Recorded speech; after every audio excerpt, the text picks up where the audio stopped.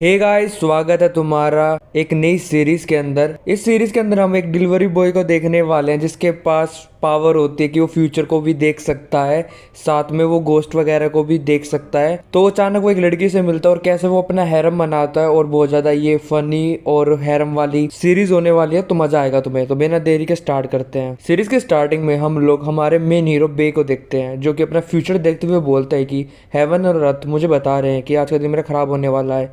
And वो बताता है कि मेरा नाम बे है और मैं 22 साल का हूँ। जैसा कि आप मुझे देखकर बता सकते हो कि मैं एक डिलीवरी गाय हूँ जो कि फ्यूचर भी देख सकता है, बट अभी के टाइम पर मेरा दिन कितना ही ख़राब हो, मुझे काम के लिए तो जाना ही पड़ेगा।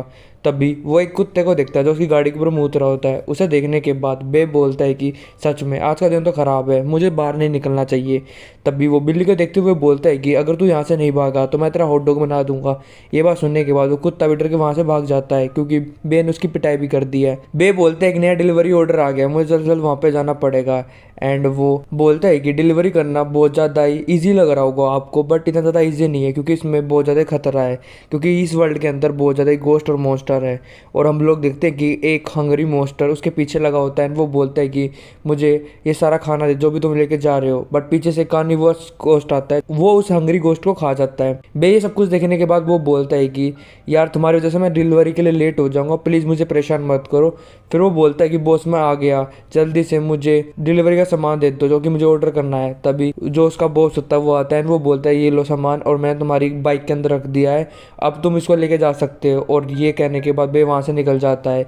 बे बोलता है कि मैं असल में एक ऐसी कंपनी के अंदर काम करता हूँ जहाँ पर हम गोश्त वगैरह को खाना वगैरह प्रोवाइड करते हैं, एंड अभी मैं डिलीवरी के लिए जा रहा हूँ। तभी अचानक हम एक लड़की को देखते हैं जिसकी कोई इज्जत लूट रहा होता है, एंड वो लड़की चिल्ला रही होती है और इसका नाम क्वीन होता है। और तभी हम लोग देखते हैं कि असल में उस लड़की की कोई इज्जत नहीं लूट रहा था, असल में यहाँ पर एक फिल्म की शूटिंग हो रही थी। और जो एक्टर होता है वो बोलता है कि जितना तुम्हें चिल्लाना है चिल्ला लो, कोई भी तुम्हें बचाने के लिए नहीं आएगा।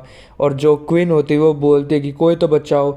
और तभी जो एक्टर होता है उसके और भी ज़्यादा पास आने लग जाता है, एंड वो बोलता है कि बेबी पास आओ ना। एंड वो अपने मन में सोचता है कि अभी हम फिल्म ज़रूर बना रहे हैं, मेरे पास फिर भी एक अच्छा मौका है इसका फ़ायदा उठाने का। एंड ये सब कुछ देखने के बाद जो क्वीन होती है वो अपने मन में सोचती है कि ये ठरकी इंसान तो मेरा फ़ायदा उठाने की कोशिश कर रहा है। एंड वो सच में चिल्लाने लग जाती है, एंड वो बोलती है कि डायरेक्टर प्लीज़ मुझे हेल्प करो, ये कुछ ज़्यादा इम्प्रोवाइज़ कर रहा है। तब ये सब कुछ देखने के बाद डायरेक्टर और क्रू मेंबर्स की भी राल टपक रही होती है, एंड वो बोलते हैं कि हाँ तुम्हें जितना चिल्लाना चिल्ला लो, ये सीन तो मस्त हो रहा है। तभी हम लोग देखते हैं कि वहाँ पर एंट्री होती है बे की, और बे को यहीं पर डिलीवरी करनी होती है। एंड जैसे ही वो अपनी बाइक को हवा में उछालता है, ये देखने के बाद वेक्टर भी हैरान होता है आखिर यहाँ पर क्या हो रहा है। दूसरे पल जो बे की बाइक का जो टायर होता है वो उसके मुंह पे लगता है। बे एकदम साउथ इंडियन एक्टर की तरह एंट्री मारता है, एंड वो बोलता है कि मैं कैसे चुपचाप खड़ा रह सकता हूँ जब एक मासूम लड़की की यहाँ पर इज्जत लूटी जा रही है। बे को देखने के बाद क्वीन पूरी तरह से इंप्रेस होती है एंड ब्लश भी कर रही होती है। तभी डायरेक्टर चलाते हुए बोलता है कि ए लड़के तेरी हिम्मत कैसे हुई, तू यहाँ पर गड़बड़ कैसे खड़ी कर सकता है। तभी बे बोलता है मैं तो यहाँ पर खाना डिलीवरी करने के लिए आया था, पर मैं देख रहा हूँ कि यहाँ पर फिल्म की जगह यहाँ पर एक लड़की का फायदा उठाया जा रहा है, क्या तुम इसे कोई पोर्न वीडियो बना रहे हो क्या। ये बात सुनने के बाद सभी लोग चिल्ला रहे होते हैं कि ये कैसे पूरी फिल्म को तबाह कर सकता है। बट तभी जो बे होता है वो अपना खाना रखता है, वहाँ से जाने लग जाता है। तभी पीछे से क्वीन बोलती है कि थैंक यू सर, आपने मेरी हेल्प करी। तभी वो जैसे क्वीन को दिखता है, एंड वो अपने मन में सोचता है कि इस लड़की के अंदर से तो एक अजीब सा ओवर आ रहा है, इसके अंदर तो डुएल हो रहा है, क्या ये भी कोई गोस्ट है या फिर मैं कुछ ज़्यादा ही सोच रहा हूँ। एंड वो अपनी पावर का इस्तेमाल करता है, तो बे को पता चलता है कि जो क्वीन है वो एक गोस्ट है, एंड वो अंडरवर्ल्ड से आई हुई है।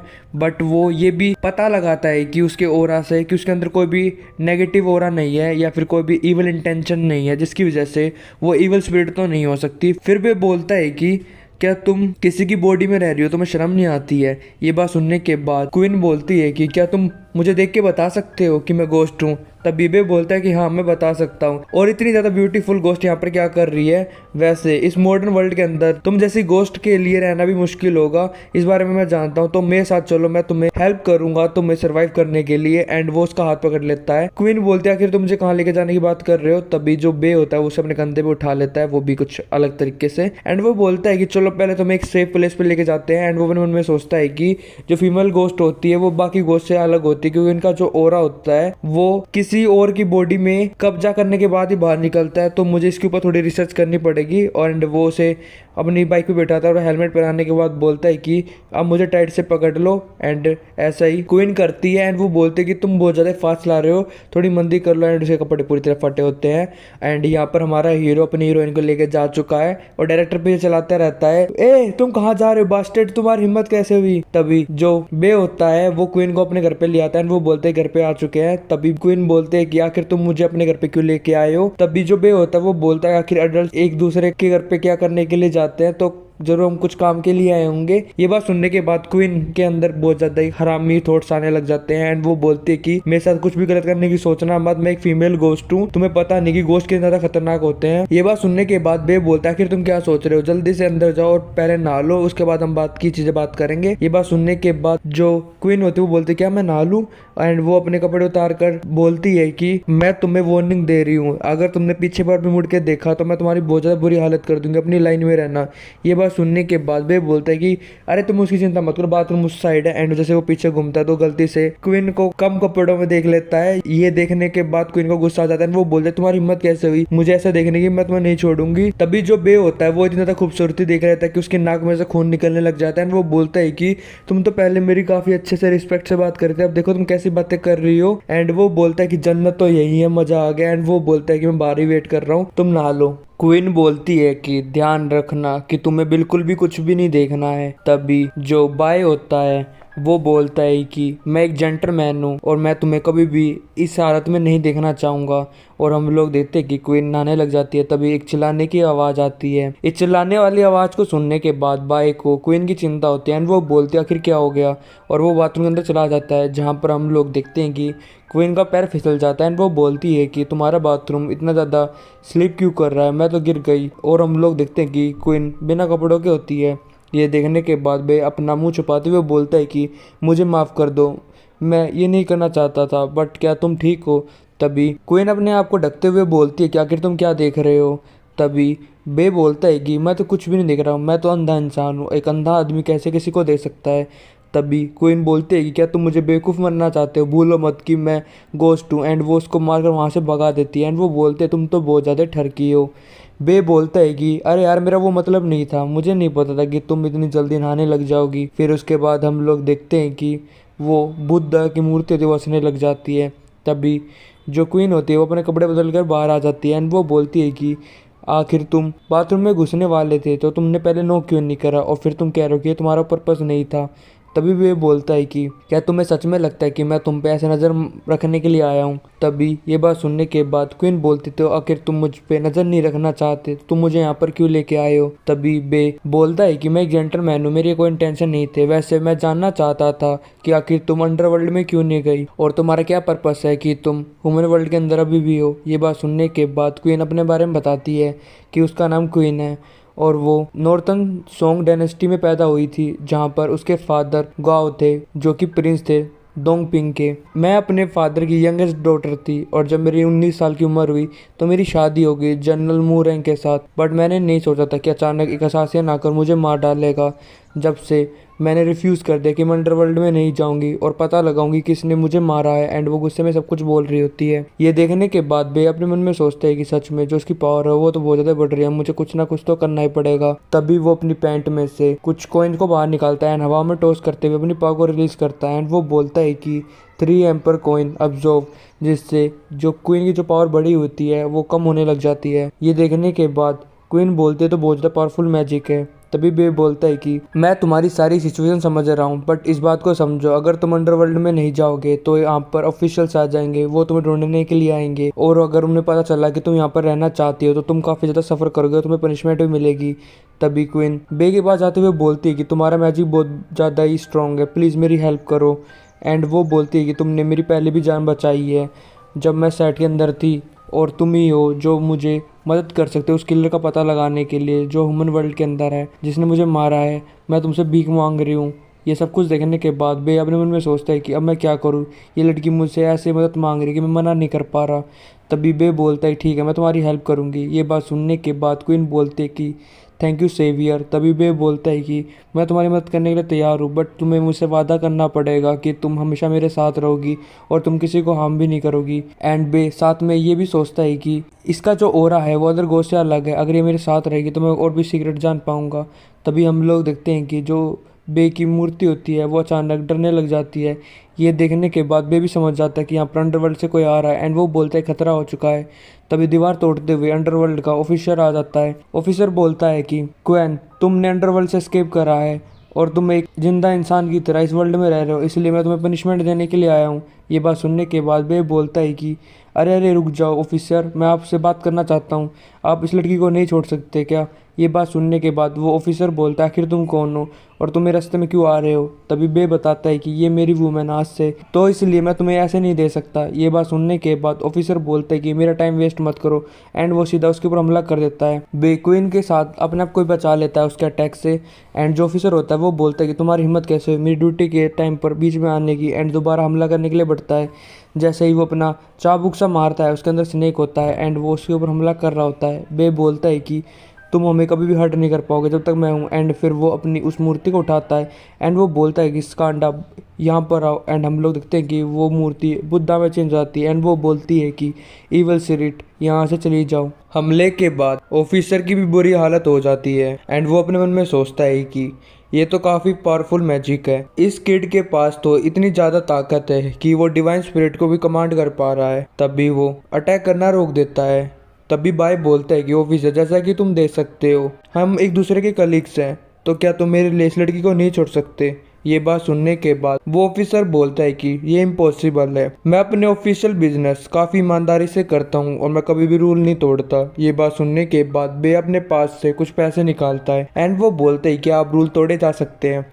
ये बात सुनने के बाद ऑफिसर बोलता है कि क्या तुम ये पैसे दिखाकर ऑफिसर का टेस्ट ले रहे हो, बट मैं इस टेस्ट के अंदर फेल नहीं होऊंगा।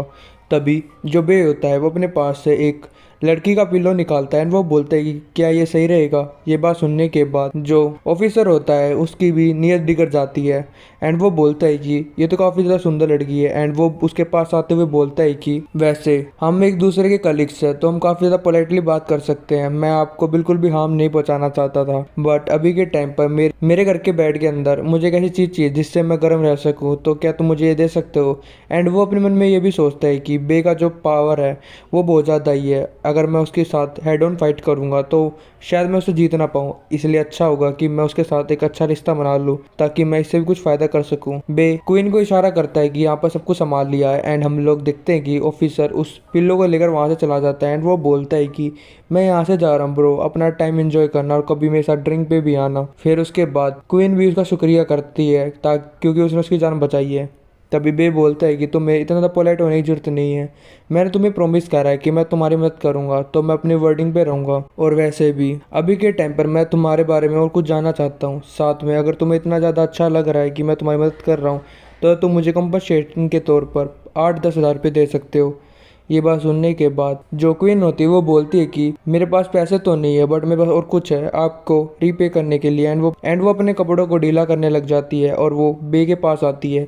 ये देखने के बाद बे भी हैरान होता है एंड वो मुंह फेरते हुए बोलता है कि मैं पहले ही कह चुका हूँ मैं एक जेंटलमैन हूँ, अगर तुमने मेरे साथ ऐसे बदतमीजी करी तो मैं पुलिस को बुला लूँगा।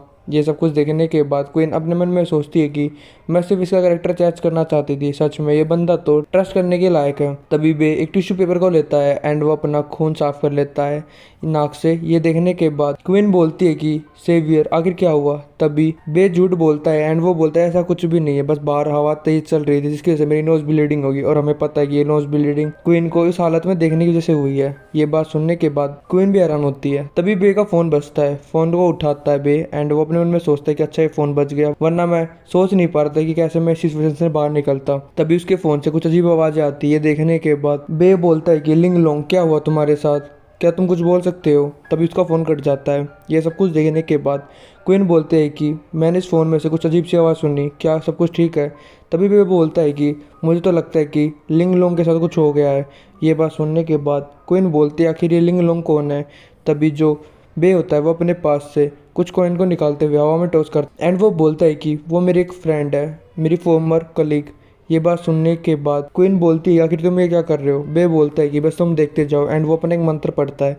जैसे वो मंत्र पढ़ता है तो वो देख पाता है कि लिंग लोंग कहाँ पर है एंड वो बोलता है कि मैंने इसे ढूंढ लिया, चलो मेरे साथ चलो, हमें तैंग डायनेस्टी में जाना पड़ेगा, वहाँ पर एक गोस्ट एनर्जी है जो कि बहुत ज़्यादा स्ट्रॉन्ग है। ये बात सुनने के बाद क्वीन बोलती है कि क्या तुम ऐसे लोगों को ढूंढते हो। तभी हम लोग देखते हैं कि वे दोनों स्कूटर से जा रहे होते हैं। बे बोलता है कि अच्छा होता है कि तुम घर पे रुक जाती, आखिर तुम मुझे फॉलो क्यों कर रहे हो।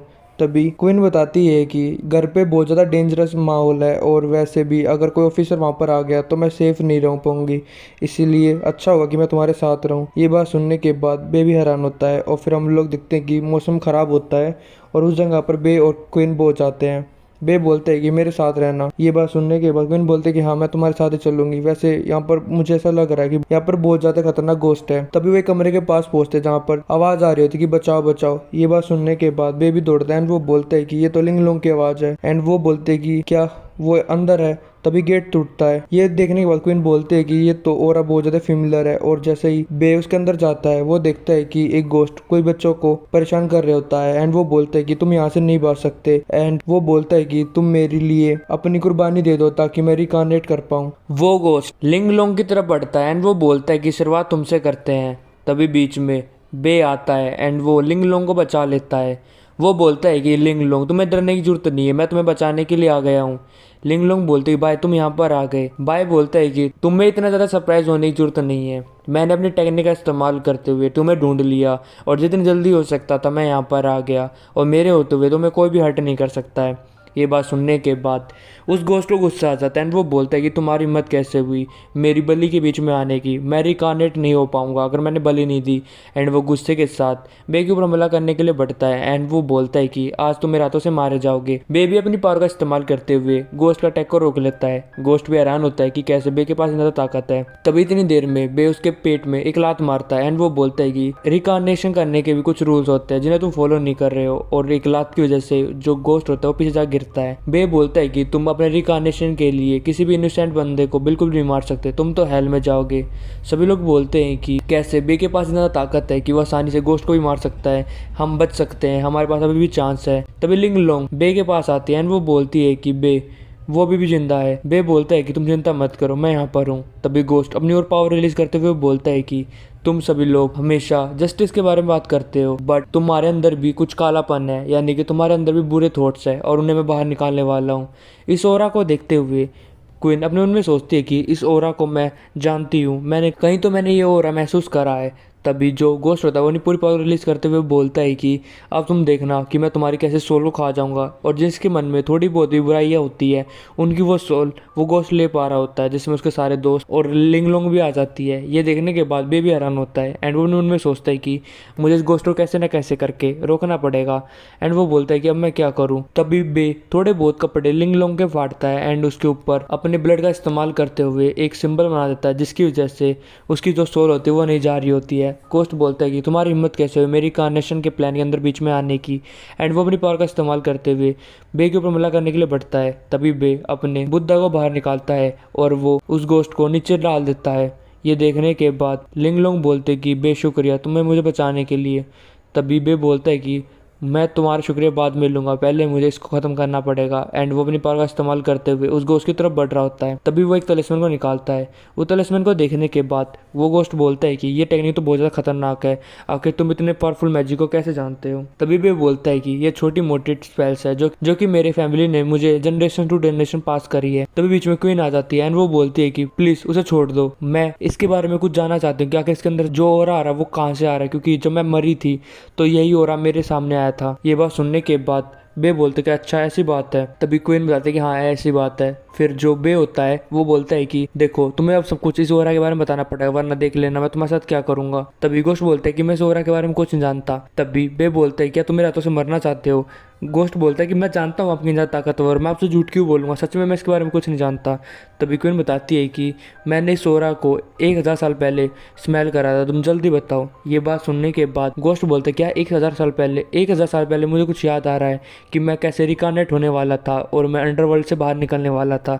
तभी अचानक किसी पावर ने मुझे खींच लिया और मेरा जो रिकानेशन का तरीका था वो फेल हो गया, जिसकी वजह से अब मैं इस दुनिया में भटक रहा हूँ अपने रिकानेशन के लिए, ताकि मेरा पुनर्जन्म हो सके।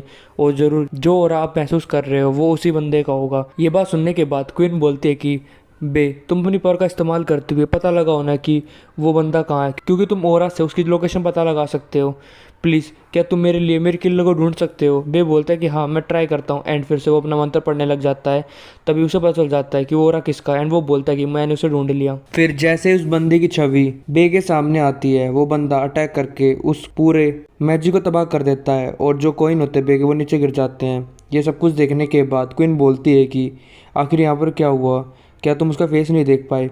तभी बे बोलता है कि लगता है उसे पता चल गया कि मैं उसे देखने की कोशिश कर रहा हूँ, तो उसने बीच में इंटरप्ट कर दिया। क्वीन बोलती है क्या तुम अब उसे नहीं ढूंढ पाओगे। बे बोलता है कि मैं इस तरीके से उसे नहीं ढूंढ सकता, बट अभी भी मेरे पास और भी तरीके हैं जिससे मैं उसे ढूंढ सकता हूँ, तो तुम चिंता मत करो और तुम्हें इतना ज़्यादा सैड होने की जरूरत नहीं है, बट इसको ढूंढने में अब थोड़ा और टाइम लगेगा। तभी दूसरी तरफ हम लोग देखते हैं कि वो गोस्ट वहाँ से भागने की कोशिश कर रहा होता है। तभी बे उसे पीछे से रोक लेता है एंड वो बोलता है कि तुमने इतने सारे इनोसेंट लोगों को मारा है, मैं तुम्हें ऐसे कैसे जान दे सकता हूँ, तुम्हारी डेस्टिनेशन हेल के अंदर है, तुम यहाँ से नहीं भाग सकते। पीछे से लिंग लोंग भी बोलती है कि इसने मेरी कलिग्स की सोल्स भी ले ली है, हमें वो भी वापस लेनी पड़ेगी, हम इसे जाने नहीं दे सकते। गोस्ट बोलता है कि मैं प्रॉमिस करता हूँ आगे से ऐसा नहीं होगा, प्लीज़ मुझे जाने दो। तभी जो बे होता है वो अपना तलिस्मैन उसके ऊपर रख देता है, जिसकी वजह से जितनी भी सोल उसने खाई थी वो सारी वापस ली जाती है। एंड वे लोग खड़े भी हो जाते हैं। वो बोलते हैं कि आखिर हम यहाँ पर क्या कर रहे हैं, आखिर यहाँ पर क्या हुआ। तभी बे अपने पास एक पोतली निकालता है और उस पोतली के अंदर उस गोश्त को कैद कर लेता है। एंड वो बोलता है कि अब चिल्लाना बंद करो, अब तुम हेल में जाने वाले हो।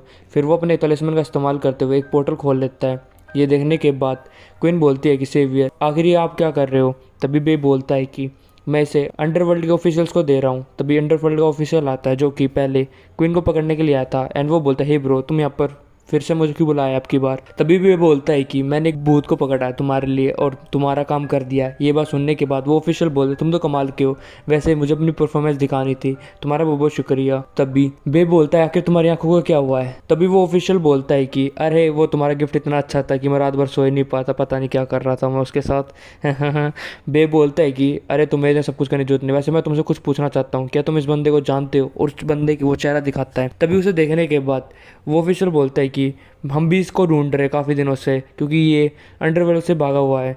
ये बात सुनने के बाद क्वीन एक्साइटमेंट के साथ बोलती है कि आखिर वो कौन है और वो उसका नाम क्या है। तभी वो ऑफिसर बोलता है कि हम इसके बारे में कुछ नहीं जानते, बट हमारी टीम उसे ढूंढ रही है और वो 2 दिन पहले कैंगलिंग डिस्ट्रिक्ट के अंदर देखा था, मे बी वो उसके आसपास हो। ये बात सुनने के बाद क्वीन वहाँ से भागते हुए बोलती कि हमें कैंगलैंग डिस्ट्रिक्ट में जाना पड़ेगा। बे बोलता है यार रुको मेरे लिए तो।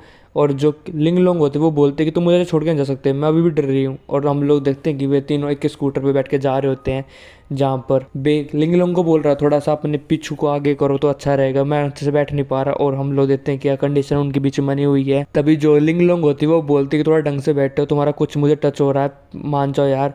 और हम लोग देखते हैं कि जैसे ही बे ब्रेक को मारता है, क्वीन के जो चंगू मंगू होते हैं वो बे को लगते हैं और जो बे का छोटा भाई होता है वो गलती से लिंग लोंग को लग जाता है, जिसकी वजह से बे इतना ज़्यादा शर्मा आ जाता है कि वो स्कूटर से उतर जाता है। एंड वो बोलता है कि हम कैंगलैंड डिस्ट्रिक्ट में पहुंच चुके हैं। तभी ये सब कुछ देखने के बाद लिंग लोंग बोलते हैं कि अरे थोड़ा आराम से लाओ, तुम्हें पता क्या लग गया तुम्हारा। और लिंग लोंग भी बोलती है कि हाँ थोड़ा सा दर्द हुआ हमें। तभी बे बोलता है यार हम क्या करें यार, अब जल्दी आना था तो इसलिए मैं थोड़ी तेज़ चला ली।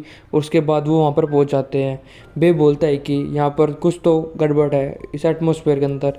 तभी लिंग लोंग और क्वीन एक साथ बोलते देखो वो कितनी अमेजिंग चीज़ है। तभी बे बोलता है आखिर तुम क्या देख रहे हो। और वो दोनों वहाँ से चले जाते हैं शॉपिंग के लिए। और जो बे होता है वो पीछे पीछे आ जाता है, जहाँ पर हम लोग देखते हैं कि लिंग लोंग और क्वीन अपने लिए कपड़े ले लेते हैं। वो बोलते हैं कि देखो ये हम पे कैसे लग रहे हैं, और वो बिकनी और कुछ आउटफिट वगैरह पहन लेते बनी वाला, जिसे देखकर बे को भी मज़ा आ जाता है। तभी जो सेल्समैन होता है वो आ जाता है एंड वो बोलता है कि आप इसे पेटीएम करोगे या फिर आप पैसे दे रहे हो कैश। ये बात सुनने के बाद बे बोलते हैं क्या मुझे इसके पैसे देने पड़ेंगे। तभी शोको फिर बोलता है कि हाँ ये दोनों बीवी आपकी हैं तो आपको पे करना पड़ेगा, मैं थोड़ा ना करूँगा। ये बात सुनने के बाद बे बोलता है कि ये मेरी बीवी नहीं है। तभी वो कुछ महसूस करता है, वो बोलता है 1 मिनट रुको, यहाँ पर कुछ गड़बड़ है। तभी दीवार टूट जाती है। बे उन दोनों को धमाके से बचाता है एंड वो बोलता है कि क्वेन क्या तुम ठीक हो, क्या तुम्हें चोट तो नहीं लगी? क्वेन बोलती है कि मैं तो ठीक हूँ, तुम्हें चिंता करने की जरूरत नहीं है, बट जो तुम्हारी फ्रेंड है वो ऐसा लग रहा है कि वो धमाके की वजह से बेहोश हो चुकी है। तभी जो बे होता है वो लिंग लोंग के पास जाता है एंड वो बोलता है कि लिंग लोंग क्या तुम ठीक हो, शायद ये इंजर्ड हो चुकी है इतनी ज़्यादा स्ट्रॉन्ग एक्सप्लोजन की वजह से। लिंग लोंग खड़ी हो पर वो खड़ी नहीं हो पा रही होती है। तभी बे बोलता है कि लगता है मुझे अपना ट्रम्प कार्ड इस्तेमाल करना ही पड़ेगा एंड वो उसे किस करने के लिए बढ़ता है एंड वो अपने मन में सोचता है कि टीवी में तो ऐसे दिखाते हैं सीपीआर देने से लोग होश में आ जाते हैं एंड वो जैसे वो किस करने वाला होता है तभी दोबारा धमाका होता है और कुछ लोग उसके पास आके गिरते हैं। ये सब कुछ देखने के बाद बे बोलता है आखिर यहाँ पर क्या हो रहा है। तभी कुछ लोग बोल रहे होते हैं कि यहाँ पर एक मॉन्स्टर आ चुका है और जो बे होता है वो अपने मन में सोचता है कि यहाँ पर तो काफ़ी ज़्यादा स्ट्रॉन्ग एनर्जी आ रही है और ये एनर्जी बिल्कुल ही सिमिलर थी जो कि उस मिस्टीरियस पर्सन में से आ रही थी पहले। एंड फिर वो बाहर आते हुए बोलते हैं कि आखिर इतने सारे लोग कैसे मारे गए हैं। तभी वो देखकर हैरान होते हैं कि एक फायर में लिपटा हुआ आदमी कुछ ऑफिशियल से लड़ रहा था जो अंडरवर्ल्ड से आए थे। तभी वो आदमी बोलता है कि तुम मेरे सामने सिर्फ मक्खी आओ जिन्हें मैं जब चाहूँ मसल सकता हूँ, तुम मेरे रास्ते से हट जाओ और अपने बॉस को बता दो अगर वो मुझे ऐसे हंट करता रहेगा तो एक दिन मैं उसे भी मार डालूंगा। तभी ये बात सुनने के बाद वे ऑफिसर बोलते हैं कि तुम्हारी हिम्मत कैसे हुई अंडरवर्ल्ड के खिलाफ जाने की एंड वो अपनी चेन उसके ऊपर डाल देते हैं और बोलते हैं कि अब तुम मरने वाले हो।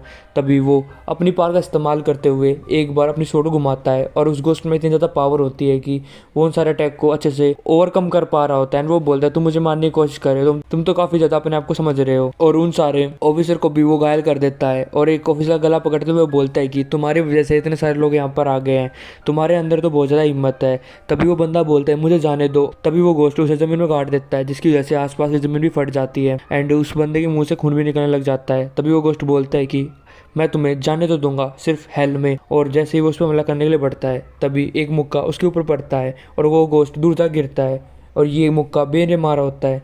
बे बोलता है कि फाइनली मैं तुम्हें ढूंढ लिया। वो गोश्त बोलता है कि अगर तुम्हारी हिम्मत कैसे हुई मुझ पर स्नेक अटैक करने की, आखिर तुम कौन हो? तभी बे बोलता है कि मैं तुम्हारा डैडी हूँ और डैडी भी दिखाता है तुम्हें कि गोश्त को कैसे रहना चाहिए। ये बात सुनने के बाद वो गोश्त बोलता है कि ब्रेट तुम अपने आप को कुछ ज़्यादा नहीं समझ रहे क्या, तुम्हारी हिम्मत कैसे हुई मुझ पर हमला करने की, आज से तुम मरने वाले हो। तभी बे बोलता है कि यहाँ पर सिर्फ एक ही बंदा है जो अपने को कुछ ज़्यादा समझ रहा है और वो हो तुम। और तभी वो अपने सिक्कों को निकालते हुए उस गोश्त के ऊपर हमला करता है। गोश्त भी ये देख के हैरान होता है कि बे के पास इतनी ज़्यादा मैजिकल पावर है एंड वो भी उसके अटैक से बचने की कोशिश करता है। तभी सभी ऑफिसर खड़े होते हैं एंड वो बोलते हैं आखिर ये बंदा कौन है, ये तो बहुत ज़्यादा पावरफुल है और जो उसकी स्किल्स है उससे पता चल रहा है कि ये तो ऑर्डिनरी पर्सन बिल्कुल भी नहीं है। तभी क्वीन बोलती है कि ये वही बंदा है जिसने मुझे मारा था, प्लीज बे मेरा बदला ले लो और मुझे जस्टिस दे दो। तभी क्वीन को देखने के बाद वो गोश्त अपने मन में बोलता है कि ये लड़की कैसे जिंदा हो सकती है, मैंने तो इसे मार डाला था और अगर ये यहाँ पर है तो मेरे पास काफी अच्छा मौका है इसकी सोल को दोबारा ऑब्जर्व करने का और ये तो मेरे लिए काफी अच्छी बात है। एंड वो एक स्माइल करते हुए बोलता है कि आज के दिन मैं तुम्हें मार डालूंगा, सच में मैं तो बहुत ज़्यादा लकी हूँ कि तुम यहाँ पर मिल गई। एंड वो उसे मारने के लिए बढ़ता है तभी बीच में बे आ जाता है एंड वो उसका हाथ पकड़ते हुए बोलता है कि तुम्हारी हिम्मत कैसे हुई मेरी वुमेन को टच करने की बिना मेरी परमिशन के। एंड फिर वो सीधा उसकी छाती पे लात मारता है जिसकी वजह से वो गोश्त दूर जा गिरता है। बट वो दूर जाने से पहले अपना एक टेक्निक क्वीन के ऊपर कर देता है जिसकी वजह से क्वीन के ऊपर बहुत ज़्यादा निशान आ जाते हैं। तभी क्वीन बोलती कि मुझे काफ़ी ज़्यादा अजीब लग रहा है, मुझे ऐसा लग रहा है कि मुझे चक्कर आ रहे हैं। बे बोलता है फिर तुम्हें क्या हो रहा है, तुम्हें डरने की जरूरत नहीं, मैं तुम्हारे साथ हूँ। एंड वो अपने मन में बोलता है ये तो सोल बाइंडिंग मार्क है। फिर हमें पता चलता है कि सोल बाइंडिंग मार्क के अंदर क्या होता है कि जो बंदा इसका इस्तेमाल करता है वो किसी की भी सोल को ट्रांसफ़र कर सकता है कहीं भी आध घंटे तक। क्वीन बे की गोदी में होती है। बे बोलता है कि सोल बाइंडिंग मार्क एक्टिवेट हो चुका है। फिर उसके बाद हम लोग देखते हैं कि जो क्वीन की सोल होती है वो एक अलग जगह पर टेलीपोर्ट हो जाती है। क्वीन बोलती है कि आखिर मैं कहाँ पर आ गई। तभी हम लोग देखते हैं कि जो बंदा पहले बे से फाइट कर रहा था उसकी रियल बॉडी को हम देखते हैं। वो बोलता है कि तुम्हें डरने की जरूरत नहीं है, इस प्लेस को होल ऑफ इंटरनल लाइफ बोलते हैं। एंड वो बोलता है कि मैंने तुम्हें हजारों सालों से नहीं देखा है और देखो तुम पहले से और भी ज़्यादा खूबसूरत हो चुकी हो। ये बात सुनने के बाद क्वीन बोलती है कि आखिर तुम हो कौन। तभी वो बंदा बोलता है कि जो तुम्हारी स्मेल है वो पहले की तरह बहुत ज़्यादा ही कमाल की है, मैं तो अपने आप को रोक ही नहीं पा रहा। 1000 साल से ये खुशबू तुमने कैसे मेंटेन कर रखी है। तभी ये बात सुनने के बाद क्वीन बोलती है कि एक मिनट, मुझे याद आ रहा है, तुमने तो मेरी वेडिंग अंदर भी अटेंड करा था। ये बात सुनने के बाद वो बंदा बोलता है कि मैं को तुम्हारा बेवकूफ भाई नहीं हूँ जो तुम्हारी शादी में था। फिर वो क्वीन को उठाने के बाद बोलता है कि तुमने शादी कर ली और उसी दिन मैंने तुम्हें मार डाला, और मैंने सोचा था कि तुम्हें मारने के बाद मेरा काम हो जाएगा, बट जो नहीं हो पाया क्योंकि तुम उस दिन बच गई थी। और वो उसके अंदर की जो पावर होती है सारे ऑब्जर्व करने लग जाता है, जिसकी वजह से क्वीन भी बहुत ज्यादा दर्द में चिल्ला रही होती है। तभी वो बंदा बोलता है कि तुमने बहुत कुछ जान लिया है और जो कि तुम्हारे लिए बिल्कुल भी अच्छा नहीं है, इसलिए टाइम आ चुका है तुम्हें एक ऐसी जर्नी में भेजने का जहाँ पर तुम दोबारा लौट के नहीं आ सकती। और ऐसा करके वो सारी पावर ऑब्जर्व कर रहा हो। तभी वो अपनी कुछ फॉर्मेशन को भी बाहर निकाल लेता है, जिसके बाद बहुत सारी कैंडल उसके आसपास होती है और जिससे जो उसकी पावर ऑब्जर्व करने की पावर होती है वो भी बढ़ जाती है। वो बंदा बोलता है कि इतने सालों से मैं 10 ऐसी ग्रेट लाइफ को ऑब्जर्व करने की कोशिश कर रहा था जिसकी वजह से मैं होल ऑफ इटर्नल लाइफ में पहुंच सकता था, बट वो कभी मैं कर नहीं पाया क्योंकि तुम जिंदा बच गई थी। बट अब की बार मैं तुम्हें नहीं छोड़ूंगा। एंड वो और भी ज्यादा स्पीड के साथ ऑब्जर्व करने लग जाता है। तभी उसका एकदम हाथ कट जाता है और वो बंदा दूर जाके गिरता है। और ये सब कुछ बे ने करा होता है। वो अपनी पावर क्वीन के अंदर डालता है ताकि वो उस बंदे से फाइट कर पाए। बे बोलता है कि क्वीन, तुम्हें डरने की जरूरत नहीं है, मैं तुम्हें बचा लूंगा। तभी वो बंदा बोलता है कि उस बंदे की हिम्मत कैसे हुई मुझसे फाइट करने की। एंड वो बोलता है कि अगर तुम लड़ना ही चाहते हो तो आ जाओ, हम अपनी डेथ तक लड़ेंगे। एंड फिर वो बोलता है कि क्वीन, मैं तुम्हारी बॉडी को कंट्रोल कर रहा हूँ। एंड वो अपनी बॉडी कंट्रोल टेक्निक का इस्तेमाल करता है, जिसके बाद क्वीन की बॉडी को वो किलर अच्छे से यूज कर पा रहा होता है। ये देखने के बाद वे बोलते हैं क्वीन, तुम्हारे साथ क्या हो रहा है। तभी क्वीन जो कि पोसेस हो चुकी है किलर के हाथ से, वो बे को पकड़ लेती है गले से एंड वो उसे धरती में मारती है। जिसके बाद बे बोलता है कि क्वीन, ये तुम क्या कर रही हो, मुझे ऐसा क्यों लग रहा है कि जो क्वीन है वो किसी और के द्वारा कंट्रोल करी जा रही है। फिर वो बोलता है कि लगता है मुझे कुछ करना पड़ेगा। एंड वो अपनी पावर दोबारा उसके अंदर डालने लग जाता है। एंड वो बोलता है कि मेरी गोल्डन लाइट को देख, वो उस बास्टर्ड को तुमसे दूर करने में मदद करेगी। तभी इससे किलर को भी तकलीफ होने लग जाती है। एंड वो बोलता है कि वो बंदा तो बहुत ज्यादा स्ट्रॉन्ग है, अगर ऐसा ही चलता रहा तो मैं ऐसे हार जाऊंगा। तभी वो क्वीन की बॉडी का इस्तेमाल करते हुए दोबारा हमला करने के लिए बढ़ता है। एंड वो बोलते हैं कि मुझे जल्दी खत्म करना पड़ेगा। तभी वो एक चिप ट्रिक इस्तेमाल करता है। वो क्वीन के चंगू मंगू बे के ऊपर मारता है, जिसकी वजह से बे का मुंह भी चपड़ा हो जाता है और वो जमीन पे गिर जाता है। बे बोलता है कि मैंने सोचा नहीं था कि तुम फाइट जीतने के लिए इतनी घटिया ट्रिक का इस्तेमाल करोगे। तुम्हें पता है कि मैं वहां पर हाथ नहीं लगाऊंगा, इसलिए तुमने वहां से अटैक करा। तभी बे बोलता है कि अगर शेर शिकार नहीं कर रहा है इसका मतलब ये नहीं है कि वो शिकार करना भूल चुका है, तुम्हें दिखाना पड़ेगा कि मैं कितना ताकतवर हूँ। एंड वो सीधा जाकर क्वीन के ऊपर हमला करने के लिए बढ़ता है, बट क्वीन अपने चंगू मंगू को रेडी करे दोबारा अटैक करने के लिए, जिसकी वजह से बे फिर से रुक जाता है रास्ते में ही। और इस चीज का फायदा उठाते हुए क्वीन उसके मुंह पे गुस्सा मारती है, जिसके बाद बे की बुरी हालत हो जाती है। एंड वो बोलते हैं तो घटिया तरीका फाइट का। तभी वो दोबारा हमला करने के लिए जाता है। एंड वो बोलता है कि अगर तुम घटिया ट्रिक का इस्तेमाल कर रहे हो तो मैं भी करूंगा। एंड फिर वो सीधा जाकर क्वीन के हाथ पकड़ लेता है। एंड वो बोलता है कि अब बारी है उसी का इस्तेमाल करने का। एंड फिर वो अपना तलिस्मान निकालता है और वो उसे अपने मुंह पे लगाता है। एंड वो अपने मन में बोलता है कि यही मेरे पास ऑप्शन है। एंड वो सीधा जाकर तलिस्मान का इस्तेमाल करते हुए क्वीन को किस कर लेता है। बे ने क्वीन के मुंह पर वो तलिस्मान लगा दिया होता है। फिर बे अपना मंत्र पढ़ने लग जाता है और फिर वो समनिंग द सोल को एक्टिवेट कर देता है, जिसके बाद हम लोग देखते हैं कि जो क्वीन की जो बॉडी होती है वो चमकने लग जाती है। और ये सब कुछ उस हॉल ऑफ फेम की जगह पे भी हो रहा होता है। और ये देखने के बाद वो किलर भी हैरान होता है। एंड वो बोलता है कि आखिर इस सोल को क्या हो रहा है, ये आखिर कैसे चेंज हो सकता है।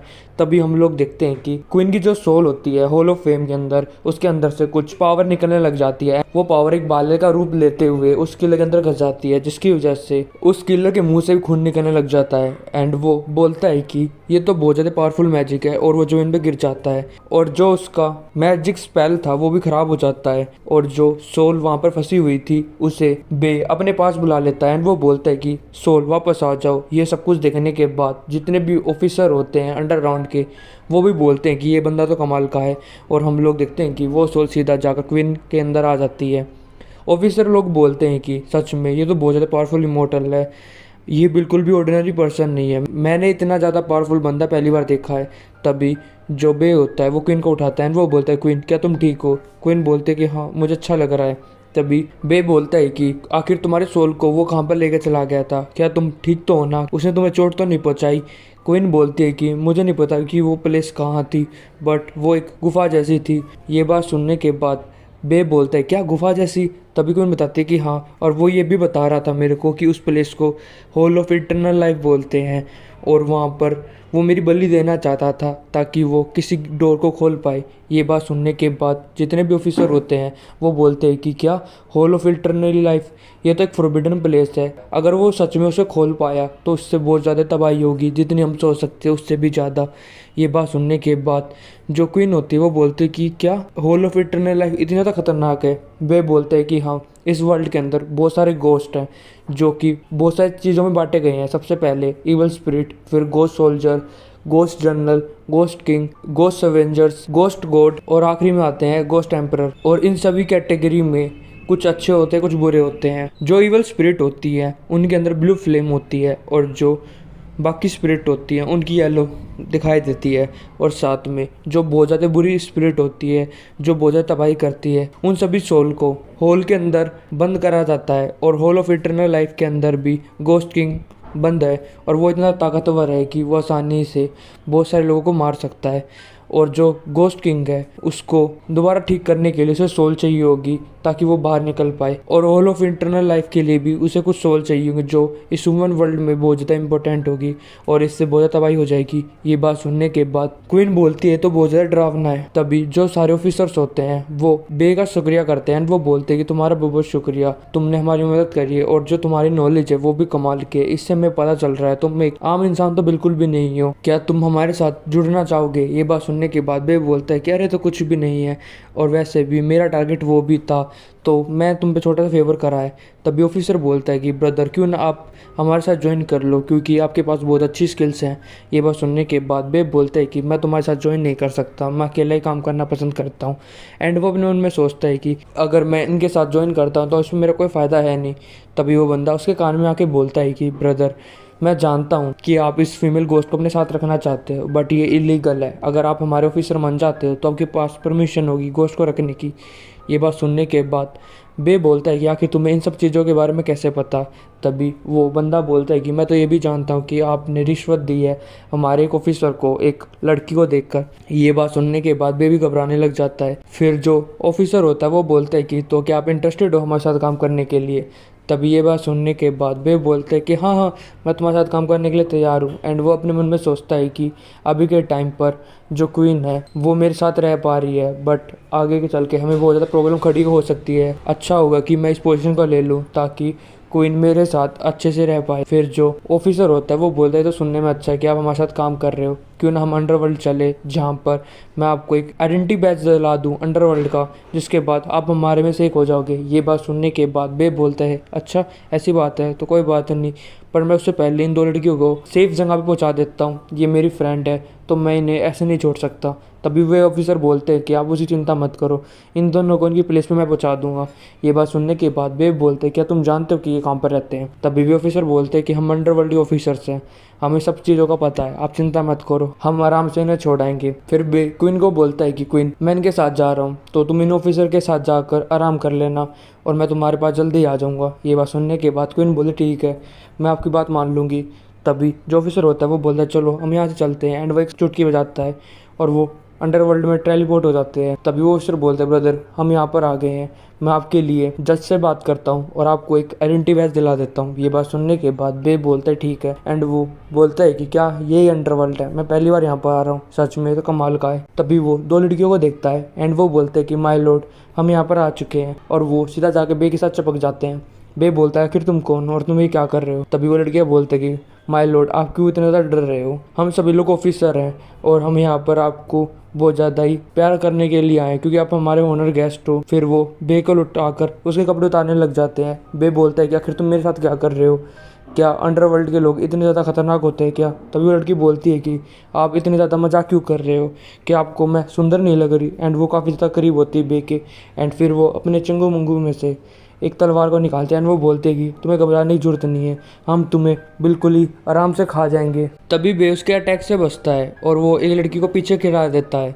तभी बे बोलता है कि आखिर तुम लोग कौन हो और तुम मुझ पे हमला क्यों कर रहे हो, क्या तुम मुझे मारना चाहते हो? तभी वो लड़की बोलती है कि आप तो बहुत ज़्यादा स्ट्रॉन्ग हो, आपने तो मुझे बिल्कुल ही हर्ट कर दिया था। तभी दूसरे वाली लड़की बोलती है कि आप क्यों भाग रहे हो, मैं आपके साथ अभी खेलना बंद नहीं कर सकती।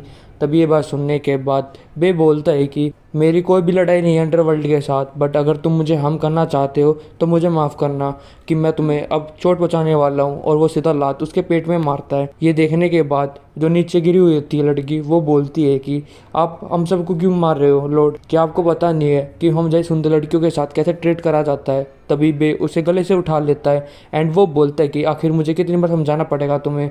तभी कोई ताली बजाते हुए वहाँ पर आता है और ये जोंग होता है यहाँ का राजा। एंड वो बोलता है कि जाओ मिंग, मैं तुमसे बहुत ज़्यादा इम्प्रेस हुआ हूँ, सच में तुमने काफ़ी अच्छे बंदे को लेके आए हो। ये बात सुनने के बाद वो जाओमिंग वाला बंदा यानी वो ऑफिसर जो बे को यहाँ पर लेके आया है, वो बोलता है कि मास्टर हाँ। फिर वो बे को बताता है कि ये हमारे मास्टर है, इनका नाम जोंग है और ये पनिशर है अंडरवर्ल्ड के। वो ऑफिसर बताता है कि जब इन्होंने सुना कि तुम यहाँ पर ज्वाइन करना चाहते हो तो उन्होंने तुम्हारे लिए 2 लड़कियों को बेचा ताकि वो तुम्हारा टेस्ट ले सके। बे बोलते हैं कि ये टेस्ट था। तभी जोंग बताता है कि हाँ ये टेस्ट था और इसमें तुम पास हो चुके हो, कंग्रेचुलेशन। फिर वो बे के ऊपर हाथ रखते हुए बोलता है कि सॉरी ब्रदर, इवल स्पिरिट को कैच करना कोई आसान काम नहीं है और इसके लिए मुझे तुम्हारा टेस्ट लेना पड़ा। बे बोलता है कि अगर ऐसी बात थी तो तुमने मुझे पहले क्यों नहीं बताया, अगर मैं गलती से इन दोनों को मार देता तो क्या होता। और ये सारी बातें सुनने के बाद वो लड़कियाँ बहुत ज़्यादा ही अजीब मुँह बनाते हुए बोलती है कि ये आदमी तो बहुत ज़्यादा स्ट्रॉन्ग है, मैं जैसे बहुत ज़्यादा पसंद करने लगी।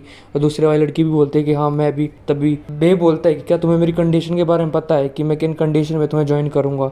ये बात सुनने के बाद जोंग बोलता है कि हाँ ये बात इसने मुझे पहले ही बता दी है, अगर तुम मुझे मदद करो कि मैं टॉर्च ड्रैगन को पकड़ पाऊँ तो मैं तुम्हें इतनी ज़्यादा परमिशन दे सकता हूँ कि तुम क्वीन को अपने साथ रख सकते हो और अंडरवर्ल्ड कभी भी इंटरफेयर नहीं करेगा। ये बात सुनने के बाद बे बोलता है कि ये तो अच्छी बात है, चलो ठीक है मैं तुम्हारे साथ काम करने के लिए तैयार हूँ। तभी जोंग बोलता है कि बट आज के टाइम के अंदर पनिशर बनना अंडरवर्ल्ड का भी बहुत ज़्यादा मुश्किल हो चुका है, क्योंकि बहुत सारी इवल स्पिरिट यहाँ पर हो चुकी है जिन्हें संभालना बहुत ज़्यादा मुश्किल हो रहा है। और जब से टॉर्च ड्रैगन अपीयर हुआ है उसने बहुत ज़्यादा तबाही मचा रखी है अंडरवर्ल्ड और ह्यूमन वर्ल्ड के अंदर भी। उसने पिछले 3 सालों से हर जगह तबाही मचा रखी है। उसने अर्थ के गोल्ड टेम्पल्स को तबाह करा है, विलेज में आग लगाई है और बहुत सारी सोल को उसने चोरी करा है जिनके बारे में हम पता भी नहीं लगा पाए। और तुमने बताया कि वो torch dragon hall of eternal life की वहाँ पर भी पहुँच चुका है, इसका मतलब वो हमारे लिए कुछ बड़ी साजिश कर रहा है। बे बोलता है कि हाँ मैंने ये पता लगाया है कि वो हॉल ऑफ इंटरनल लाइफ में पहुंच चुका है, बट क्या उसे अंडरवर्ल्ड मैनेज नहीं कर रहा था तो वहाँ पर टच ड्रैगन कैसे पहुंच गया। तभी जोंग बोलता है कि असल में जो हॉल ऑफ इटर्नल लाइफ वो अंडरवर्ल्ड के अंदर है ही नहीं, वो एक ऐसा लोता हॉल है जो हमने बाहर बनाया है, क्योंकि जो उसके अंदर इवल स्पिरिट है वो बहुत ज़्यादा पावरफुल थी। उसकी पावर कम करने के लिए हमने उसे ड्रैगन वेन माउंटेन बनाया था ताकि उसकी पावर को हम सप्रेस कर सके, but whole of internal life के अंदर कोई घुस ना पाए, इसलिए हमने वहाँ पर एक बैरियर भी लगाया था। बट उस बैरियर के बावजूद भी टॉर्च ड्रैगन उसके अंदर पता नहीं कैसे चला गया। बे बोलता है कि क्वीन ने कहा था कि उसकी सोल को वो टॉर्च ड्रैगन उस केव में ले गया था, तो क्या वहाँ पर कोई बहुत सारी केव भी हैं। ये बात सुनने के बाद जोंग बोलता है कि हाँ वहाँ पर बहुत सारी केव्स हैं। फिर अचानक उसकी एक बैल बजने लग जाती है। उस बैल को देखने के बाद जोंग बोलता है कि आखिर ये सोल क्लेमिंग बैल क्यों बज रही है। तभी एक बंदा भागते हुए आता है एंड वो बोलता है रिपोर्ट है सर। फिर वो बताता है कि लॉर्ड जेंग कुछ बुरा हो चुका है, जहाँ पर ब्लड पूल हेल की तरफ से जो सोल्स को हम लेके जा रहे थे वो अचानक छूट गई हमारे हाथों से और वो वहाँ से भागने की कोशिश कर रहे हैं। ये बात सुनने के बाद जोंग बोलता है कि वहाँ के गार्ड क्या कर रहे हैं, कि उनके होते हुए कैसे सोल वहाँ से भाग सकती है। ये सब कुछ देखने के बाद बे अपने मन में सोचता है कि मैं यहाँ पर सिर्फ आया था और मैं देख रहा हूँ कि यहाँ पर अंडरवर्ल्ड की जो हालत है वो बहुत ज़्यादा ख़राब हो चुकी है, तो मुझे इनकी शायद मदद करनी चाहिए। फिर हम लोग ब्लड पूल हेल को देखते हैं, जहाँ पर जो गोस्ट होती है वो अपना चार्म का इस्तेमाल करते हुए वहाँ के गार्ड को अपने वश में कर रही होती है एंड वो बोलती है कि क्या तुझे मैं सुंदर नहीं लग रही हूँ, तो क्या तुम मुझे जाने नहीं दोगे। तभी वहाँ पर जोंग आ जाता है एंड वो बोलता है कि ब्लड इवल स्पिरिट तुम्हारी हिम्मत कैसे हुई, जल्दी से अपने घुटनों पर आ जाओ। तभी वो अपनी पावर के साथ उन गोस्ट के ऊपर हमला करता है, बट जो एक गोस्ट होती है वो जोंग के पास आ जाती है एंड वो बोलती है कि लॉर्ड जोंग आप इतने ज़्यादा गुस्से में क्यों हो रहे हो, क्या आप इतनी कमज़ोर वुमेन के साथ इतनी सारी बदतमीजी करने चाहते हो। एंड वो अपने चार्म को स्पेल का इस्तेमाल करती है। तभी जोंग बोलता है कि तुम्हारी हिम्मत कैसे हुई ये छोटी मोटी ट्रिक्स मेरे ऊपर लगाने की। एंड फिर वो उसे सर से पकड़कर धरती में मारता है एंड वो बोलता है क्या तुम मेरे हाथों से मरना चाहते हो। तभी बहुत सारी स्पिरिट उसके ऊपर हमला करने के लिए आती है एंड वो बोलती है कि जोंग 100 सालों से तुमने हमें दबा के रखा है, बट अब टाइम आ चुका है तुमसे रिवेंज लेने का। ये सब कुछ देखने के बाद जोंग बोलता है कि डैम इट, इस चार्म स्पेल की वजह से मैं डिस्ट्रैक्टेड हो गया और इतने सारी गोस्ट ने मेरे पर हमला कर दिया, अब मैं क्या करूं। तभी ये गोस्ट उसे मारने के लिए बढ़ती है एंड वो बोलते हैं कि अब तुम मरने वाले हो, तभी उसके ऊपर कौन से हमला होता है। ये देखने के बाद जोंग बोलता है कि आखिर कौन मेरी मदद कर रहा है। तभी वहाँ पर बे आता है एंड वो बोलता है कि लॉर्ड जैंग, मैं वहाँ पर खड़ा होकर सब कुछ नहीं दे सकता था, इसलिए मैं आपकी मदद करने के लिए आ गया और इन ईवल स्पिरिट के साथ हमें ऐसा करना चाहिए। और एक ईवल स्पिरिट को वो अपने सामने खत्म कर देता है। बे की ये पावर देखने के बाद जो जोंग होता है वो भी हैरान होता है एंड वो अपने मन में बोलता है कि ये गाय तो बहुत ज़्यादा कमाल का है, इसने एक ईवल स्पिरिट को अपने हाथों से मार दिया। तभी कुछ ईवल स्पिरिट बोलती है कि तुम्हारी हिम्मत कैसे हुई हमारे मैटर के बीच में घुसने की। एंड वे सभी लोग एक साथ हमला करने के लिए बढ़ते हैं बे के ऊपर एंड वो उसे मारने की कोशिश करते हैं।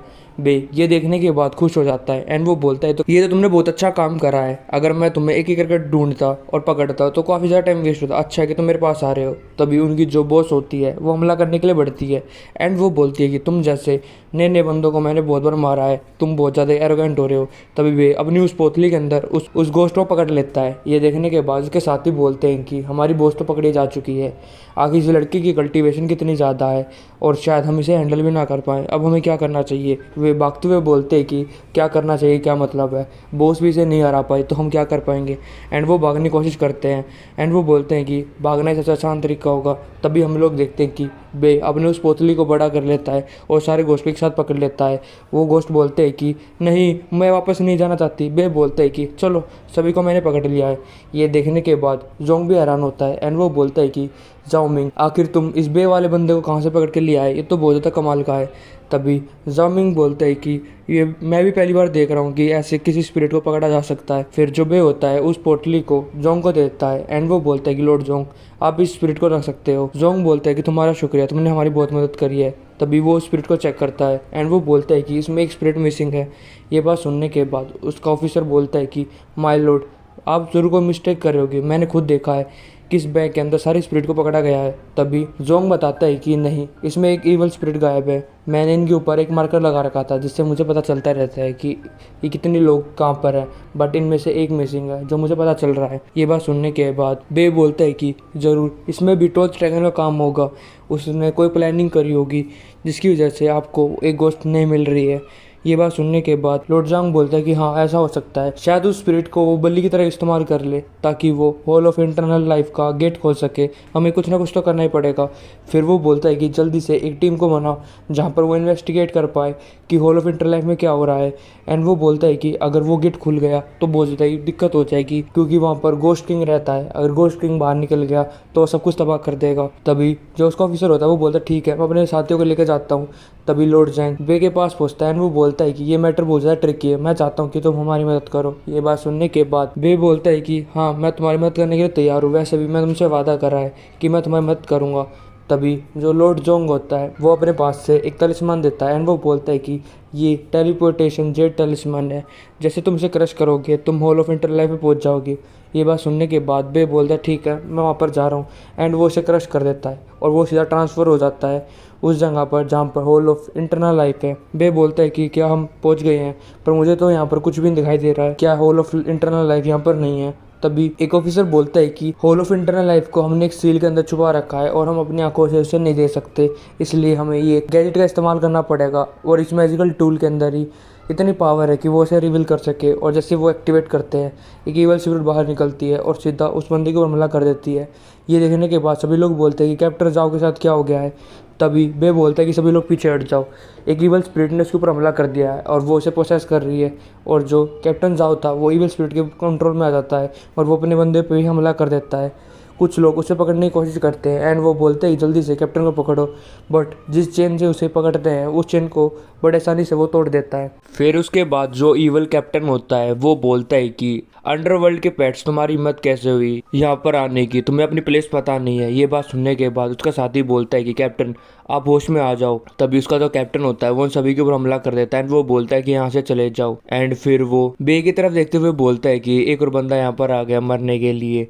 तभी ये सब कुछ देखने के बाद बे बोलता है कि तुम्हारी हिम्मत तो बहुत ज़्यादा बढ़ चुकी है कि तुम दिन के अंदर अंडरवर्ल्ड ऑफिसर के ऊपर हमला कर रहे हो, सच में तुम्हारे अंदर बहुत ज़्यादा हिम्मत आ चुकी है। फिर जो ईवल स्पिरिट होती है वो बोलती है कि काफ़ी टाइम हो चुका है एक ह्यूमन बॉडी को खाए हुए, चलो एक बार खा कर देखते हैं कि कैसा स्वाद आता है। फिर उसके बाद वो बे का गला पकड़ लेता है एंड वो बोलता है कि तुम्हारा टेस्ट बहुत ज़्यादा अच्छा होगा, चलो तुम्हें खा के देख लेते हैं। तभी बे बोलता है कि अच्छा तुम मुझे खाना चाहते हो, बट तुम्हें एक बात बता दूं, अगर तुम मुझे खाने की कोशिश कर रहे हो तो तुम्हारे दांत भी टूट जाएंगे। और वो सीधा जाकर उस इवल स्पिरिट को मारता है, जिसकी वजह से वो उस कैप्टन की बॉडी से बाहर निकल जाती है। ये सब कुछ देखने के बाद सभी लोग बोलते हैं कि जल्दी से इस बुरी स्पिरिट को पकड़ लो। एंड वे सभी लोग बहुत गुस्से के साथ उस इवल स्पिरिट को देख रहे होते हैं।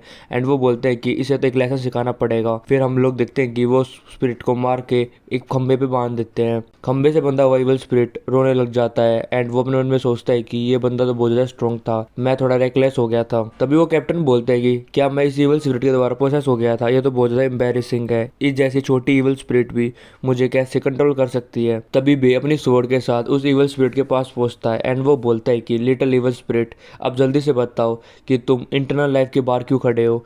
तभी वो इवल स्पिरिट बोलती है कि क्या तुम्हें सच में लगता है कि तुम मुझे ऐसे पूछने की कोशिश करोगे और मैं तुम्हें सब कुछ बता दूंगा, बट ऐसा मैं कभी भी नहीं करने वाला।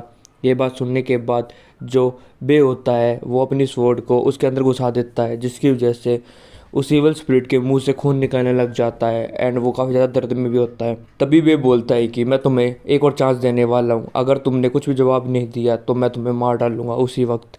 ये बात सुनने के बाद इवल से डरने लग जाता है, क्योंकि उसे पता चल चुका है कि बे यहाँ पर मजाक नहीं कर रहा है। तो फिर वो डरते हुए बोलता है कि वो यहाँ पर सिर्फ तुम्हारा टाइम वेस्ट करने के लिए आया था, ताकि जो टॉस ड्रैगन है वो अंदर होल ऑफ इंटरनल लाइफ का डोर खोल सके, और शायद उसने अब तक तो एक खोल दिया होगा।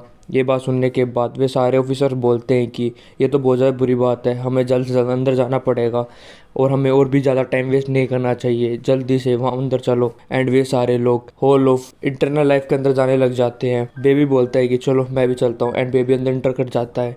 फिर उसके बाद जैसे वो इंटर करते हैं वो सभी लोग हैरान होते हैं, और एक ऑफिसर बोलते हैं कि आखिर ये कैसी आवाज़ आ रही है, क्या तुम सब लोगों ने भी सुनी। तभी वो बोलते हैं कि देखो वहाँ पर ड्रैगन टॉर्च है। टॉर्च ड्रैगन वहाँ पर गेट को तोड़ रहा होता है अपनी पावर का इस्तेमाल करते हुए। ये सब कुछ देखने के बाद वे बोलते हैं आखिर वो यहाँ पर क्या कर रहा है, और हम लोग देखते हैं कि टॉर्च ड्रैगन चीनी हथौड़ा लेकर उस गेट को तोड़ने लग जाता है। ये सब कुछ देखने के बाद वो बोलते हैं कि जल्दी से टॉस ड्रैगन को पकड़ो, वो होल ऑफ इंटरनल लाइफ का डोर खोल रहा है, हमें उसे जल्द से जल्द रोकना पड़ेगा। तभी टॉस ड्रैगन बोलता है कि सॉरी, पर तुम तो लेट हो चुके हो, और वो उस गेट को पूरी तरह से खोल देता है। जिसके बाद बहुत ज़्यादा एनर्जी रिलीज होने लग जाती है और टॉस ड्रैगन हंसने लग जाता है। वो बोलता है कि ये चीज़ हो चुकी है, हा हा हा, मेरा मिशन पूरा हुआ। और हम लोग देखते हैं कि जैसे गेट खुलता है वहाँ से ड्रैगन की स्पिरिट बाहर निकलने लग जाती है, और वहाँ पर नो स्पिरिट होती है, जिसके बीच में एक कोफिन भी होता है। ये सब कुछ देखने के बाद वे बोलते हैं कि यहाँ पर तो नो ड्रैगन है और वो एक कोफिन को लेके आ रहे हैं। तभी बे वहाँ पे छलांग मारता हुआ उन ड्रैगन के बीच में से जा रहा होता है। एंड वो बोलता है कि आखिर तुम खड़ा होकर क्या देख रहे हो, जल्दी से हमें अटैक करना पड़ेगा, हम इन्हें जाने नहीं दे सकते। और बे सीधा जाकर उस कोफिन के ऊपर हमला करता है। पर जैसे ही वो कोफिन में देखता है कि कौन है, वो हैरान होता है, क्योंकि उसके अंदर एक लड़की होती है जो कि अभी सो रही होती है, और इसका नाम यू होता है, और ये गोस्ट किंग होती है। बे बोलता है कि मैंने सोचा नहीं था कि ये एक लड़की होगी, बट सभी लोग सावधान रहना। तभी जैसे ही वो यू के ऊपर हमला करने के लिए बढ़ता है, यू अपनी आंखें खोल लेती है एंड वो अपनी पावर से बे को पीछे की तरफ फैला देती है। बे ऑफिसर के पास जा गिरता है एंड वे सभी लोग बोलते हैं कि ब्रदर बे, क्या आप ठीक हो। तभी यू खड़ी होते हुए बोलती है कि आखिर किसकी हिम्मत होगी जो मुझे जाने से रोक रहा है। यू को देखने के बाद वे सभी ऑफिसर बोलते हैं कि हमें जल्द से जल्द इस गोस्ट किंग को पकड़ना पड़ेगा, ब्रदर्स चलो। एंड वो अपनी चेन को निकालते हुए हमला करने के लिए बढ़ते हैं। ये सब कुछ देखने के बाद यू बोलती है कि क्या सीरियसली तुम जैसे लो क्रीचर मुझे पकड़ने के लिए आ रहे हैं, ये सच में मेरे तो एक डिस्पेक्ट के जैसा ही है। एंड वो बोलती है कि मुझे तुम सभी लोगों को एक डिजर्विंग पनिशमेंट देनी पड़ेगी ताकि तुम्हें तुम्हारी औकात पता चल सके। एंड वो सीधा अपने ड्रैगन के साथ हमला कर देती है। ड्रैगन के हमले के बाद वे सभी लोग कमजोर हो जाते हैं, और जो यू होती है वो कैप्टन के पास जाती है एंड वो बोलते तुम इनके लीडर होगे, अगर मैं एक लीडर को मार देती हूँ तो वो सभी की मोरल को डाउन कर देगा और वो पहले ही हार मान लेंगे, और वो सीधा कैप्टन जाओ के ऊपर हमला करने के लिए बढ़ता है। बट बीच में बे आकर कैप्टन जाओ को बचा लेता है एंड वो बोलता है कि जाओ, आखिर तुम्हारा ध्यान कहाँ है, अगर तुम ऐसे खड़े रहते तो वो तुम्हें मार सकती है। तभी जो यू का अटैक होता है वो वेस्ट हो जाता है। ये सब कुछ देखने के बाद बे बोलता है कि ये गोस्ट किंग तो बहुत ज़्यादा ताकतवर है, अगर वो इतना ज़्यादा ताकतवर था तो हमें इतनी कम इन्फॉर्मेशन क्यों मिली थी। ये बात सुनने के बाद कैप्टन साहब बोलता है ये तो मुझे भी नहीं पता। तभी बे की ये सारी हरकत देखने के बाद यू बोलती है कि तुम फिर से बीच में आ गए, तुमने 2 बार मेरे रास्ते में आने की कोशिश करी है, तुमने बहुत बड़ा क्राइम करा जिसकी सज़ा तुम्हें मिलेगी। एंड फिर से वो ड्रैगन अटैक करती है बे के ऊपर, पर बे अपने सकंडा को बाहर निकाल देता है जो कि बुद्धा की मूर्ति होती है, एंड उसे वो बड़ा कर देता है। एंड जो बुद्धा की मूर्ति होती है वो बोलती है जब तक मैं यहाँ पर हूँ इवल स्पिरिट यहाँ से चली जाएंगी, और सीधा जाकर उस ड्रैगन के ऊपर हमला कर देता है, जिसकी वजह से ड्रैगन की बुरी हालत हो जाती है। एंड वो धरती हमारे चिल्ला रहा होता है। तभी उस बुद्धा की मूर्ति के सामने यू आ जाती है एंड वो बोलती है कि इस बंदे के पास तो कुछ स्किल तो है, इसने एक डिवाइन फॉर्म को यहाँ पर समन कर लिया, ये तो कमाल है। फिर जो यू होती है वो बोलती है कि बट मुझे पसंद नहीं है कि मेरे सामने कोई डिवाइन फॉर्म आए, एंड वो बोलती है कि अब तुम्हारी बारी है ख़त्म होने की, एंड वो सीधा जाकर एक चाटा मार देती है डिवाइन फॉर्म को, जिसकी वजह से जो बेकाम बुद्धा होता है वो भी गायब हो जाता है। ये सब कुछ देखने के बाद बे बोलता है कि लगता है मुझे एक और टेक्निक इस्तेमाल करनी पड़ेगी, एंड वो एक मंत्र पढ़ने लग जाता है, जिसकी वजह से उसके आसपास स्पिरिट प्रोफेशन आ जाता है, जिससे आसपास उसके एक ड्रैगन का ओरा आ जाता है।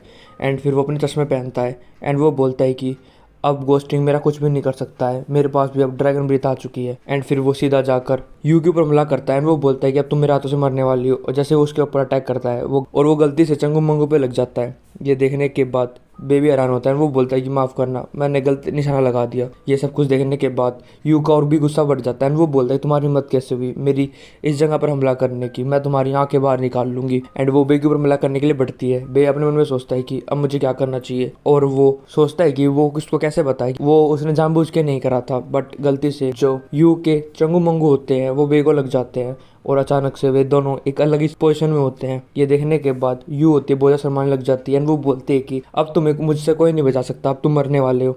ये सब कुछ देखने के बाद बे अपना चाबुक निकाल लेता है एंड वो बोलता है कि ये सब मिसअंडरस्टैंडिंग है, मेरी बात को समझो, और वो यू को पकड़ लेता है, जिसके बाद यू शर्माने लग जाती है कि उसने अजीब तरीके से उसे पकड़ा होता है एंड वो दर्द की मारे चिल्ला रही होती है, और बे उसे पकड़ कर नीचे ले आता है एंड वो बोलता है कि फाइनली मैंने इसे पकड़ लिया। ये सब कुछ देखने के बाद ऑफिसर लोग बोलते कि ब्रदर बे आप तो कमाल के हो। तभी जो यू होती है वो बोलते ही मुझे जाने दो। बे बोलता है कि चुपचाप एक अच्छी लड़की की तरह रहो।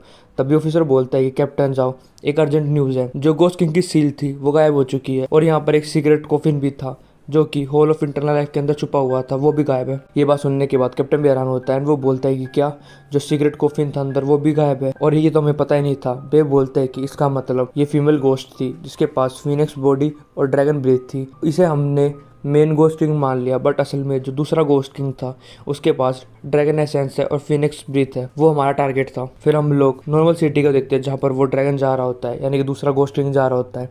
वो बोलते हैं कि फाइनली मैं होल ऑफ इंटरनल लाइफ से निकल चुका हूँ, एंड वो बहुत ज़्यादा खतरनाक भी लग रहा होता है। तभी वो बोलता है कि ये है नया वर्ल्ड, और वो एक बंदे को देख रहा होता है। तभी वो बोलता है कि चलो एक बार इनकी पावर चेक करते हैं, एंड फिर वो सीधा जाकर उस माफिया के ऊपर हमला कर देता है और उस माफिया को मार देता है। इसकी वजह से उसके बॉडीगार्ड उसके ऊपर हमला करते हैं, बट उस गोस्ट किंग को कुछ भी नहीं होता है और वो बड़े आसानी से उनके अटैक से बच रहा होता है।